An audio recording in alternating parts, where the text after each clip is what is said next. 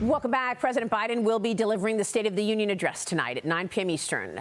We'll cover it live. Alabama Senator Katie Britt will be delivering the GOP response. The White House put out this statement saying President Biden will, quote, highlight that middle-class families deserve further relief from corporate greed and high costs. Joining me right now is Pennsylvania Congressman Dan Meuser. He's a member of the House Financial Services Committee. Congressman, good to see you. Thank you so much for being here. What are you expecting from the president tonight? We're getting a taste that he is going to blame any failure in policy on corporate America.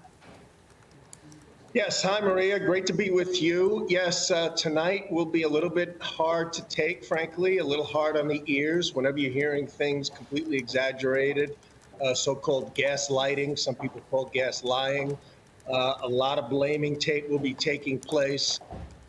So it's unfortunate. That's the state of affairs, but that's the results of the policies of the Biden administration. I mean, when you have open borders, when you have an assault on American energy, when you spend like there's absolutely no tomorrow, and your response to it is to propose. We're also going to hear about taxes tonight, taking the United States competitiveness literally away from the private sector. And by the way, the blame just won't be on Republicans. It's going to be on the private sector.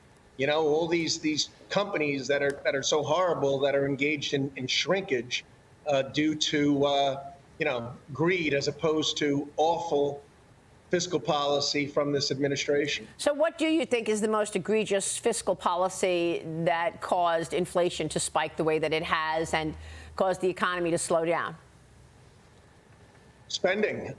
They came in, we were entering into recovery right after COVID, and $6 trillion, $7 trillion of added spending. As a matter of fact, just in this last report, most of the so-called income and wage increases that added to the consumer demand came from transfer payments from the government to individuals.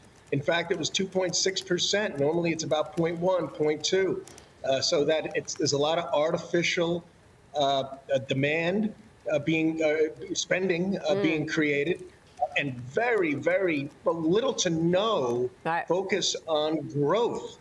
Right, on competitiveness, on supply. Yeah. It's services, it's healthcare, it's government spending. You can't get out of it, though, right? I mean, the House just passed 6 spending bills to partially fund the government yesterday. Lawmakers combined the funding for 6 federal agencies into the so-called minibus worth $460 billion. This bill is now headed to the Senate. Speaker Johnson says Republicans are making gradual changes and making reforms to the funding process. But Kentucky Congressman Thomas Massie wrote this on X. The Republican-led House just passed a minibus that spends tens of billions more than Pelosi's House spent on the same things last year, Congressman. So you can't get out of this spending circle that you're in. Well, look, if it weren't for a Republican majority, there's simply no question the Democrats and Biden would have spent another $1 trillion, $1.5 trillion.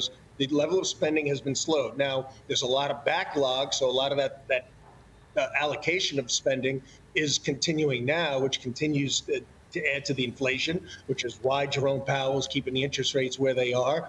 Look, I hear where Tom Massey's coming from, but there's actually a reduction from last year. I don't know what math is going on here. Mm-hmm. It's almost a 3% reduction in discretionary, not counting military. We did a number of good things on this appropriations bill, nowhere near what we could do if President Trump is in office and if we had a Republican-led Senate. But truly, I studied it very carefully. In my view, it was the most conservative bill we could get through, appropriations bill we could get through without shutting down the government. Yeah. So do you think we're going to see a shutdown then for the next deadline on March 22nd? I don't. This has been going on too long. It also is that we need to move on. We can't just be trying to, work around the margins and the edges. We have some big things to do. And we also have, it's an election year.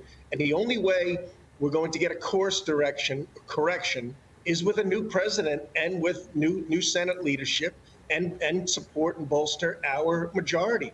I mean, that's the state of affairs. I mean, one thing you're not going to hear tonight, you're going to hear a lot of blaming. You're going to hear a lot of, tall tales. You're not going to hear anything about any course correction. You're going to hear a doubling down on socialism, expansion of the size of government, and government overreach. You're certainly not going to hear about the border being closed or a plan for the Ukraine. Even that is just about asking the American taxpayers to spend more. I'm for supporting Ukraine, as many of us are, but let's have a plan. Let's have accountability. Let's be serious and do it right. Well, it's amazing to me. It's amazing to me that you actually have been unable to secure the border. You talk about it. The Republicans talk about it all the time, and yet we're not seeing any change. Yesterday, I thought it was really interesting that even yesterday, Chairman Powell mentioned immigration as helping the economy grow. You're on that committee. You know, what did you hear? Fed Chief Jay Powell is back on Capitol Hill today. He'll testify before the Senate Banking Committee. But what was your takeaway from the Financial Services Committee yesterday and what he said and how he actually said immigration was one of the reasons that the economy is growing? Well, he's looking at things. Fortunately, he's looking at things somewhat holistically, but that's more government spending. We're spending $450 billion just this past year on processing and resettlement of illegals. So if that's what's being added into the GDP numbers, you know, that's not exactly productive. What I heard yesterday was largely a very sober interpretation of where things are. It was more holistic than Chairman Powell has stated in the past. They agree that they were very slow in dealing with inflation. Remember 2 years ago, they were calling it transitory, and then the most rapid increase of interest rates ever. So that's where it is. But Powell said some very important things, how Basel III is going to be have broad and material changes, as he stated. And he also talked about how the spending that was now minimizing the level of inflationary growth, and that they're going to be staying there with the interest rates until some real corrections take place. So it was relatively sobering. It was fine. It was sound.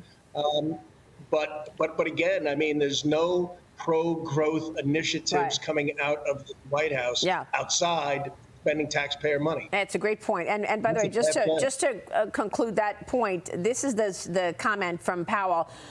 The share of foreign-born workers has been steadily increasing since the pandemic. That's helping add the labor supply needed to cool inflation. So he connected the dots to the foreign-born workers. I found that really incredible. That's what he's kind of remarkable. Yeah, it is. Yeah, but for the agricultural industry, the service industry. And, you know, it sort of adds into the equation. However, you know, we need to secure the border and then allow some legality when it comes to work visas. Understood. Congressman, it's good to see you. Thank you so much.